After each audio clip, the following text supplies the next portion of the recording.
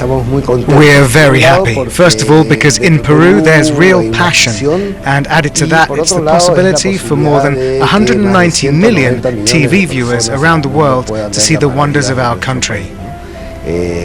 Peru is a high-level tourism destination with historical, cultural, archaeological and natural tourism. Adventures reflecting exactly what the Dakar Rally has to offer.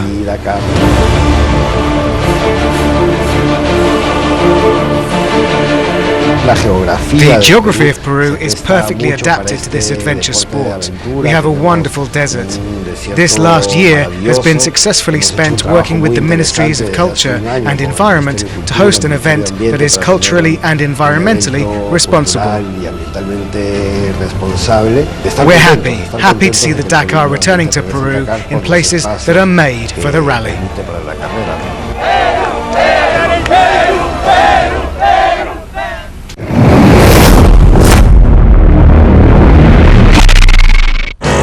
Previously in the cars, the class of 2017 were fast and furious. Nasser Al-Attiyah started with a blast on day one, but fire and a rock forced him out early.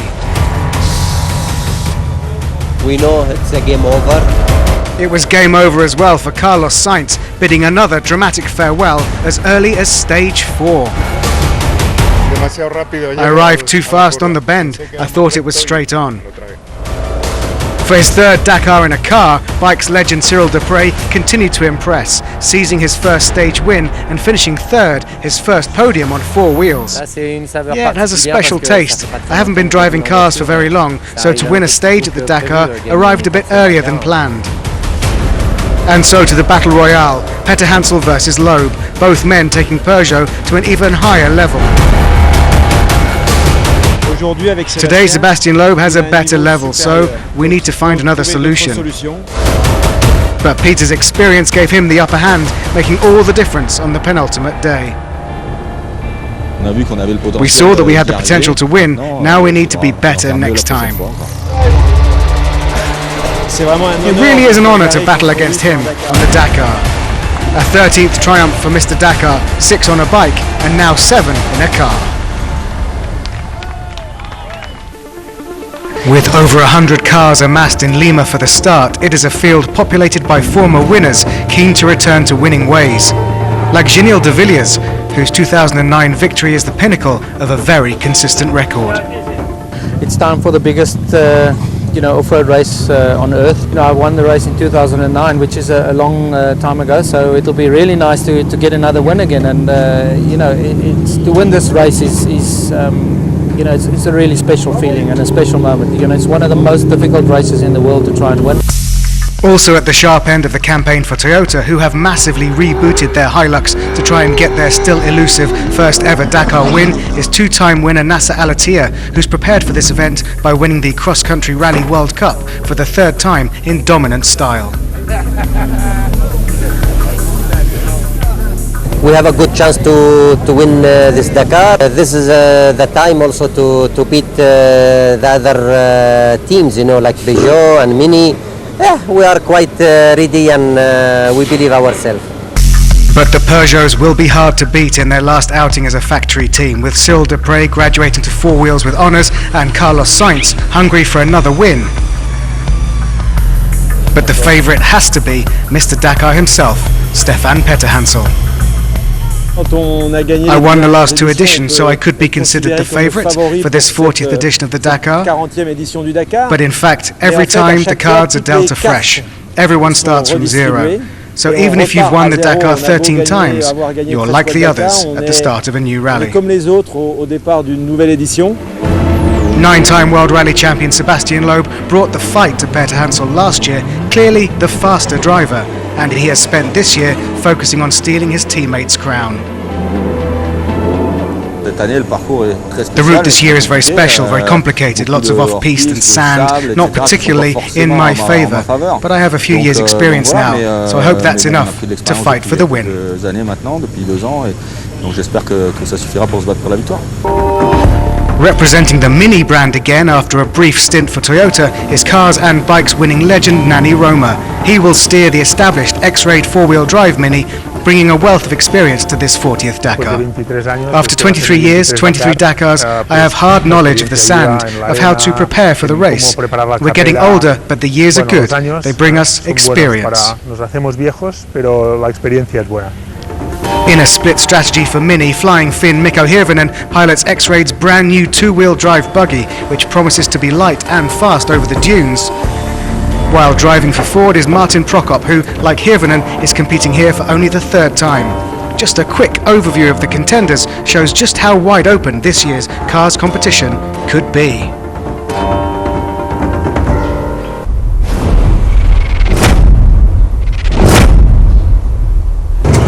He's back. After a one-year break from the Dakar, Carlos Sousa will be driving a Renault on this 40th edition. The Portuguese, who first competed back in 1996, finished 3 times in the top 5, including a 4th spot back in 2003.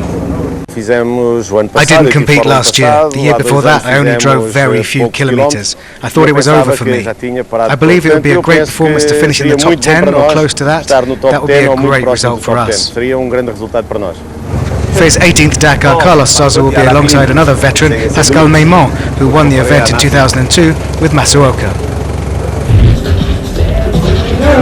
Just a few days before the start of the Dakar, the fans of the world's greatest rally were able to come and have a taste of what the rally has to offer.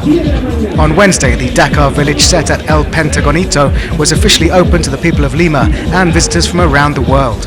A nice opportunity to see the official vehicles of the race, test out race simulators and enjoy autograph sessions with some of their Dakar heroes. Few people expected to see a star of the world of football show up on the Dakar. Well, Andre Villas-Boas, former manager of Porto, Chelsea, Tottenham and more recently Shanghai, will be living a dream in a Toyota. My uncle did it in 82 and 84 at 40 years old, the first one in 82. It's the 40th edition. I just turned 40, so all of this things coming up together, made me want to come here. Well, my humble objective is to reach the end. My lack of experience don't allow me to dream with anything else. So I just want to reach the end. It has become a tradition on the Dakar. 48 hours before the race sets off, the newcomers to the rally were welcomed to a get-together for a few drinks in a festive atmosphere. Only this year, the rookies were joined by the old-timers of the Dakar, all those who've competed in at least 10 rallies. In the bike race alone, 40 competitors will be living their first experience.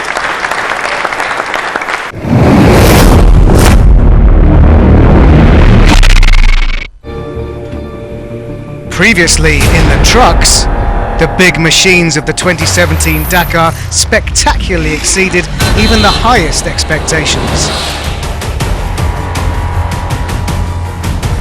In the battle for victory, the title holder Gerard de Rooij gave all he had, claiming 2 stage wins, but the Dutchman had to settle for 3rd spot. There wasn't much he could do against the Kamaz Armada. Having already claimed a 5th and a 4th in the Dakar, Dmitry Sotnikov went several steps higher, finishing on the 2nd step of the podium. Within shooting distance of the Kamaz master, Eduard Nikolaev. 4 years after his first win, the Russian triumphed again. 2 blue trucks on the 2017 podium, and they will be keen to retain their title in 2018, but which crew will be the chosen one? In the trucks, the question for 2018 is as much which Kamaz crew might win as it is can any other team steal their thunder. For the Russian fleet, Shibalov, Sotnikov and Mardayev will all play their part alongside reigning champ Eduard Nikolaev. Yes, we've had some good training in the dunes, and I have fond memories of the Dakar when it came to Peru in 2013. It was a very special year because I won the rally for the first time. I hope it'll be the same this year and that I will be as lucky as I was in 2013. The Blue Russian fleet have dominated the Dakar since it first moved to South America, but this year there are many challenges across several manufacturers. 2-time winner Gerard de Rooij himself might be absent, but his Iveco team are a strong presence, spearheaded by Argentine Federico Villagra, who has impressed in his first 2 appearances in the trucks.